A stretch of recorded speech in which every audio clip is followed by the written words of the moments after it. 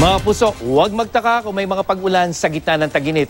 Normal lang po ang maalinsangang umaga at ulan naman sa hapon kapag buwan ng Abril. At mas dadalas pa yung mga ganitong panahon pagsapit ng Mayo. Sa datos ng Metro Weather, maghapong maulan dyan sa probinsya o sa Cagayan Valley, kasama ng probinsya ng Aurora bukas yan. At maulan na rin sa halos buong Luzon, maliban dyan sa Bicol Region pagdating sa hapon. Habang sa linggo, buong araw na may tsansa ng ulan dyan sa dulong hilagang Luzon, kasama ng Aurora at sa halos buong Luzon pagdating sa hapon.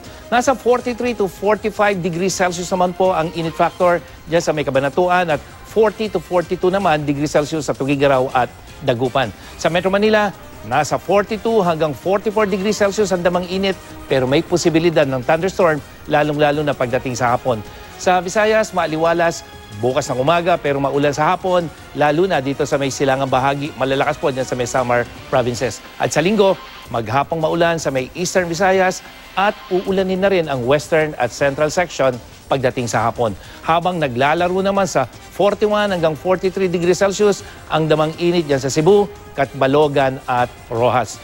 Buong araw na maulan sa rehiyon ng Zamboanga Peninsula at ARMM bukas po yan at maging IM ready sa thunderstorm sa malaking bahagi ng Mindanao pagdating sa hapon.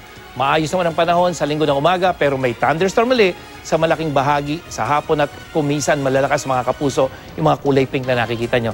At pinakamalinsangan dyan sa may Zamboanga at Cotabato at Davao na nasa 42 hanggang 44 degrees ang init factor ngayong weekend.